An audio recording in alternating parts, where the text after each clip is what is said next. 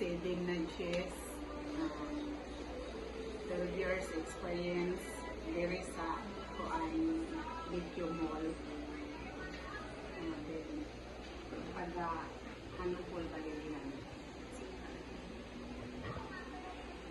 Could you describe your company's overall philosophy regarding quality?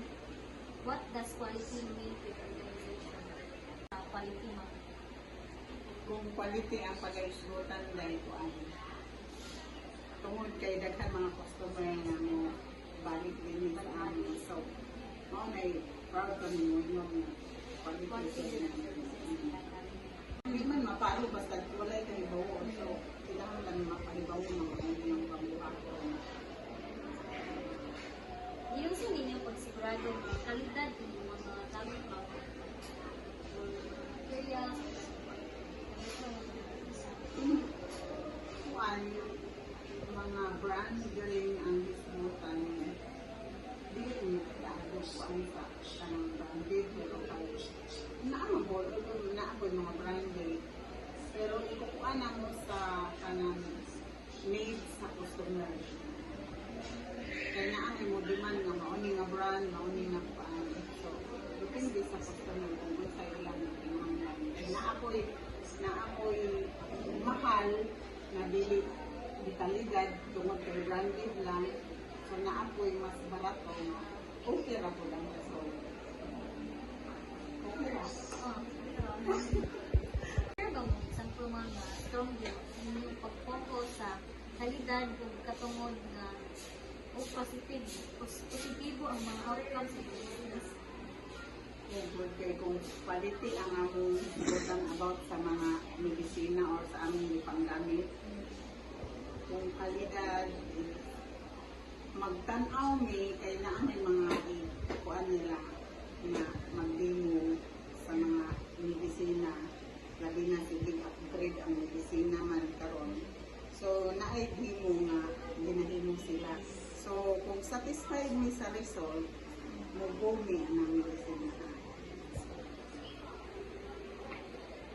Yung sa ninyo pag-document sa inyong quality control procedures o pagsigurado mga follow din sila para mapalo sa tanan kanang murabag ma-consistent ma-consistent ang among siyempre before na mo kanang kuan murabag under training ka ng mo kuan mo handle Inunana. Kung sa inyong criteria bang gigamit sa pagpili o evaluate sa inyong suppliers? Kung sa inyong basihan or kanang kung sa inyong kanang base na kung sa inyong base di ba?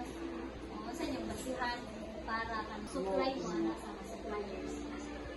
Makuha niya ng supplier. Sa inyong Usahay recommendation o recommendation sa mga nakakasuway na mauna nindot ni then pagmana na magkuhan magkandak sila o demonstration doon kami magkuhan kami magbase kung nindot lang yung pag-measure ang satisfaction sa inyong mga customer in relation sa inyong products and service quality. Measure? Siguro sa product, hindi ko kahibawo. Pero sa service, makita ng mga kanang measure makuha na mo mailihan. Para na ko, smile. Pag selfie dayon, muhatag og tip, then magbalik-balik pa dyan. Maulay among makuha niya. Dyon ang Maka-share ba mo example na feedback sa inyong customer ang nakatungod o kautruhan sa inyong quality sa mga quality control mo kamaagi? Ay, oo. Okay, ang ano nga business, customer manager ang among pinipilian, ikinahanglan. So, kung unsa inyong recommendation, amo ko na, gikuan ko na, amo sa akong bahin na ang akong official, amo ko na i-consider na lang. mas nindo kung na ay mga recommended mga kuan sila nga ang pinamalamin sa buhol kung pwede mabatos. Ang takat ng mga audits o quality checks sa mga supplier na inuong mga products na gigamit, mga kapilang. Karang mag-audit na Ang mga minimum order, Ang mga sa mga sa check, mga sa mga supplies nila. check niya.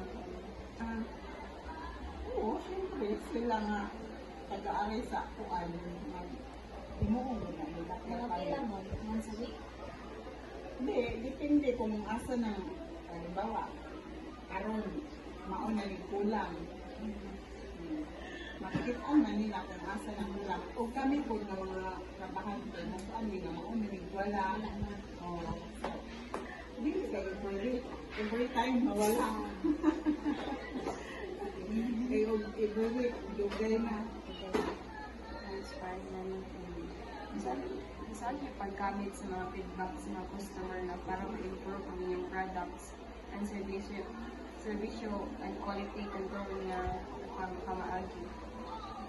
Ang lamig, itawag taon ng suggestion box. Ay, alam ko ba? Wala ni ano. Siguro ko na.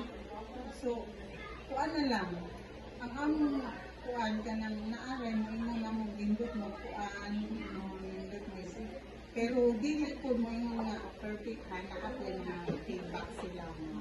Dili maayo. So maunay among gi paningkamot lang nga enhance pa tong among mga kaibawo para ma-satisfy jud ang customer niya. Kung sa inyo, ang proseso sa pag-handle ng mga reklamo sa mga customer bahin sa inyong quality. Pananglit yung mga customer dahil sa quality sa product or quality sa among trabaho. Kung quality lang sa product, ang among kuan mo, so nanginom sila kami nga product, dili maayo. Mudawat niya na kuan, pwede na ay mga option ng gold. Ang customer kung naay mo so sample ribbons, naay mga option ang customer mauni ang among product, pili sila kung asa ang halong, asa ang kuan. Ari naman sa among trabaho, kung dili satisfied ang customer, para nako kuan na mo nga kung unsay ilang gusto o i-touch ba or kuan ba mauna i-retouch ang siya paningkamutan ng mga kuan na satisfied kung dili ko dawayon kung dili ko dawayon kay dili man jud na ko makwesta ng tao so kung naay adyo na to siyempre mo balik na to kung dili ko okay kuan lang ma'am ang para sa adyo na nita adyo na nimo. Please insert your thank you for your time to spend this interview. Please accept this token of appreciation. Thank you and may God bless you more.